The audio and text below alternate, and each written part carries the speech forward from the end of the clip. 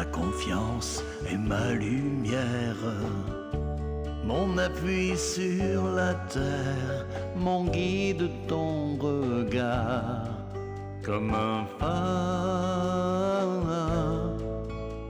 ton aide, mon espoir, comme un phare, comme un phare.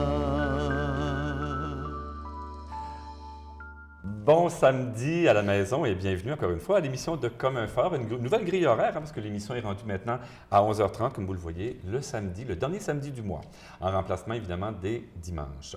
Aujourd'hui à l'émission, Alexandre Courtemanche s'est rendu dans la MRC Rocher-Percé, rencontrer des intervenants, entre autres de la Clinique de la mémoire et aussi une proche aidante et une personne qui est atteinte de la maladie de corps de Louis.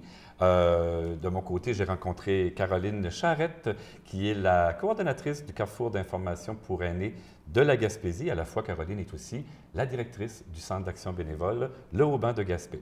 J'ai toujours à l'émission le plaisir de recevoir Karen Larocque, qui nous présentera aujourd'hui sa capsule habituelle de soutien aux proches aidants.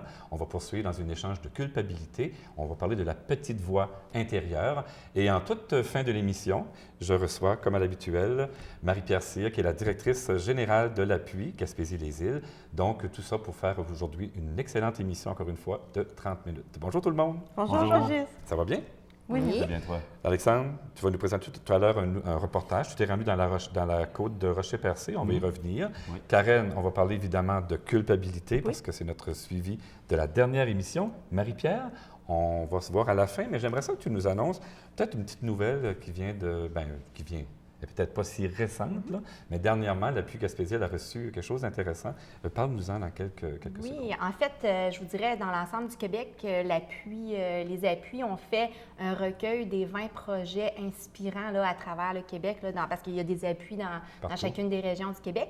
Et chez nous, en Gaspésie, aux îles, on a 3 projets qui ont été retenus parmi les 20 projets là, dans l'ensemble du Québec, dont le projet de l'émission Comme un phare. Donc, félicitations à toute l'équipe. Voilà. Et on a également le projet de répit de la Société Alzheimer Gaspésie de la Madeleine et le projet du Centre d'action bénévole à Grande Corvée à Grande-Vallée, projet de formation puis de soutien psychologique qui a été dans ce recueil-là que tu as avec toi. Bon, mais c'est bien heureux parce que dans le fond, on savait que le besoin d'information, entre autres chez les proches aidants, les proches aidantes de partout de la région, Gaspésie, les îles, était importante, nécessaire. Puis dans le fond, aujourd'hui, on peut peut-être s'applaudir parce qu'on est content de transmettre tout ça à la population d'ici, de la Gaspésie, des îles. Bien, merci Marie-Pierre. Alexandre, oui. Tu t'es promené un peu? Oui, on s'est promené un petit peu. La tempête n'a pas trop dérangé? Non, ça a été, la route était belle. Bon. Alors, tu es allé dans la côte de Rocher-Percé. En fait, tu vas nous présenter aujourd'hui un reportage sur la Clinique de la mémoire. Raconte-nous un peu comme le contexte de ton reportage. Oui, en fait, un contexte fascinant parce que la Clinique de la mémoire, donc, c'est une clinique qui sert en fait à détecter, à évaluer les personnes qui pourraient être atteintes de troubles cognitifs. Donc, et puis, ça permet leur prise en charge également, mais c'est une clinique assez particulière. Celle qui a été établie à Chandler en 2013 a été reconnue à travers le Québec, en fait, pour sa particularité, le fait qu'elle est ambulatoire. Donc, les personnes se déplacent sur place, vont voir les gens chez eux, et donc ça permet de maintenir les patients le plus longtemps possible chez eux. Tout à fait. Ça permet vraiment une prise en charge adéquate et humaine, en tout cas. Donc, tu as rencontré la principale responsable de la clinique, Mme Chagnon, je crois? Oui, exact. Mme Hélène Chagnon, donc infirmière clinicienne, qui a été pas mal la coordonnatrice là, qui a tenu cette clinique-là à bout de bras pendant quelques années. On a vu toute la reconnaissance que ça va apporter. On va le voir dans le reportage. On a également l'occasion de pouvoir rencontrer un patient, donc Valmont, qui bénéficie de la clinique de la mémoire et sa proche aidante, donc Mme Denise. Mme Alain. Bien, écoute, on y va. On écoute ensemble le reportage d'Alexandre, alors on y va immédiatement.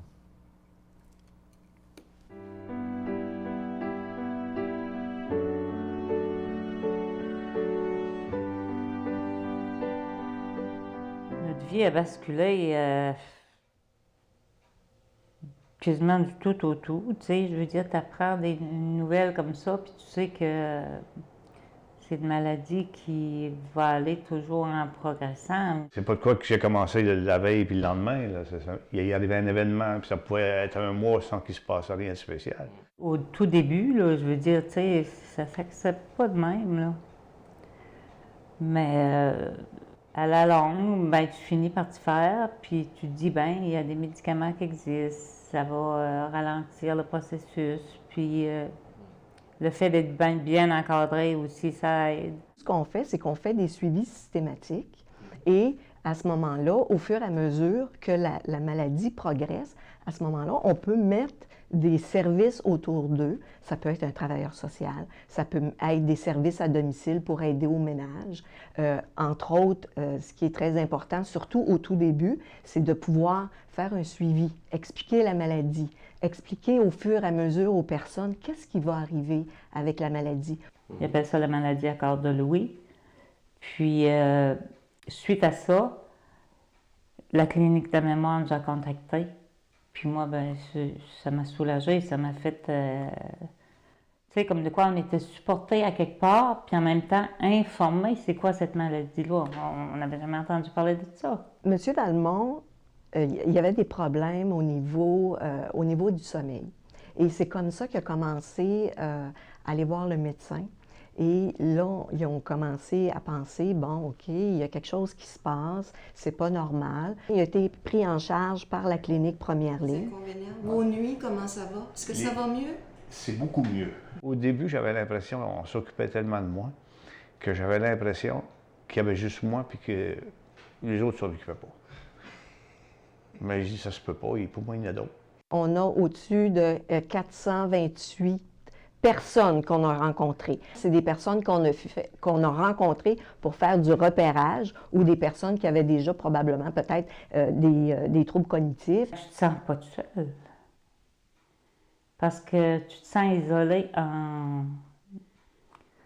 je m'en avais dit en désespoir, je vais le dire pareil, là. Mais tu te sens vraiment isolé là, quand tu es pris avec cette maladie-là, là, tu sais. Tu sais pas c'est quoi il va arriver, c'est quoi qu'on va faire. Il y a un million de choses qui te passent dans la tête, là.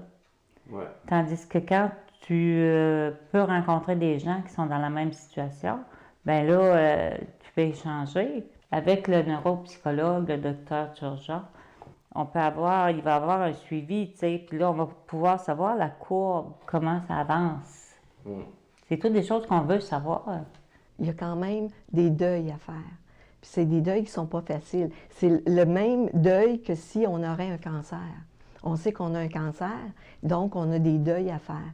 Dans la maladie, quand on a des troubles cognitifs, c'est exactement la même chose. Et donc, les gens ont besoin d'avoir du soutien, avoir du support. Et c'est là que la clinique de mémoire peut offrir, peut aider. Ça le rend beaucoup plus émotif. Puis même toutes sortes de situations. Hein. Les enfants vont y parler de quelque chose, puis il va venir émotif. Avant ça, c'était pas un homme qui était émotif. Ça venait pas facilement.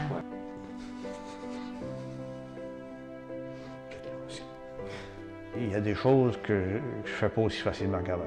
Comme conduire un véhicule, il faut que je fasse attention. Ça prend beaucoup de mon observation, tout ça, pour le faire. J'ai commencé à prendre des pilules, puis là, ben, je dors mieux. Plusieurs choses positives. C'est du plus au lieu du moins.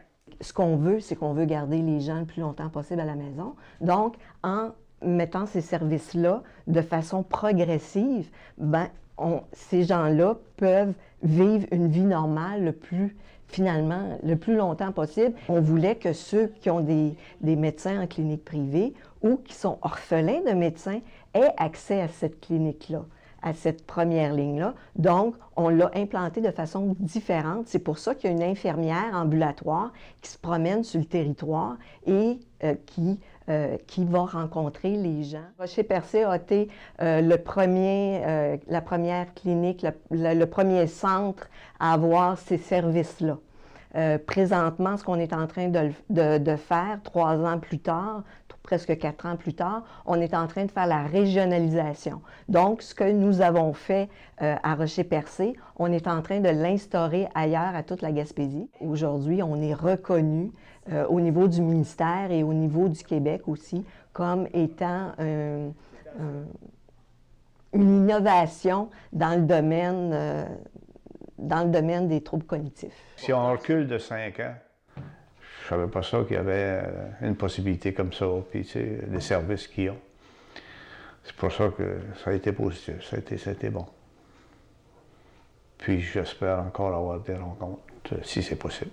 C'est sûr que c'est pas toujours facile, mais on réussit à trouver un moyen d'entente. Dans le monde n'a pas un caractère qui est difficile. On finit par se comprendre. Oui? Non? La parole plus facile que moi.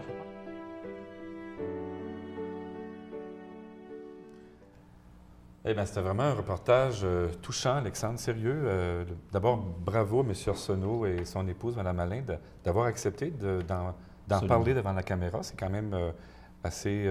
Ça prend un certain courage. Oui, tout à fait, Je pense courageux. qu'ils comprenaient également le message qui était important derrière ça, c'est-à-dire que d'autres personnes qui vivent la même situation qu'eux pourraient faire appel à des services de ce genre-là, pourraient améliorer substantiellement leurs conditions de vie là, grâce à la clinique Tout à de fait. mémoire. Bien, Madame Alain, Monsieur Arsenault, vous allez sûrement contribuer à aider d'autres personnes finalement à aller en prévention, que ce soit de façon précoce, pour consulter la clinique de la mémoire. Karen, durant le reportage, on parlait de deuil. J'imagine que c'est quand même c'est important. Je veux dire, veux pas, c'est quand tu es rendu à réaliser que tu es atteint d'une maladie, il y a déjà certaines limites. Et particulièrement une maladie dégénérative, Tout à fait. c'est que tu n'as pas un deuil à faire, tu as des deuils à faire. Et des fois, les gens ont l'impression que c'est un deuil qui finit plus, mais en fait, c'est que c'est plein de petits deuils parce qu'on perd nos capacités Tout à fait. petit à petit. Donc, c'est tous des deuils à faire de façon successive. Marie-Pierre, juste dans quelques secondes, est-ce qu'on retrouve à l'occasion des personnes atteintes, que ce soit de la maladie d'Alzheimer ou d'autres troubles cognitifs, qui participent à des rencontres ou des groupes de soutien? Oui, tout à fait. En fait, ben nous, c'est sûr, à l'appui, les services sont orientés pour les proches aidants. Donc, on a vraiment des groupes de soutien entre les proches aidants via les organismes communautaires. Mais par contre, je sais que la Société Alzheimer font des groupes d'entraide pour les gens au niveau cognitif. Donc, on peut toujours communiquer avec vous, avec l'appui, pour avoir tous les renseignements, les informations. Alexandre, merci beaucoup. Ça fait plaisir. On t'attend pour la prochaine émission, à la fin, samedi de la fin mars. Exact. Donc, tu nous réserves une surprise, j'imagine. Voilà, c'est une surprise pour le moment. Bien, merci beaucoup. Merci, Ça fait Alexandre. plaisir. On fait une petite pause de 15 secondes et on revient immédiatement à la maison. Si vous prenez soin d'un aîné, vous êtes un proche aidant et c'est normal d'avoir besoin d'aide. Appuyez-vous sur nous pour de l'information et du soutien et nous vous dirigerons vers les bonnes ressources près de chez vous. Utilisez la ligne aidant en composant le 1-855-8 l'appui.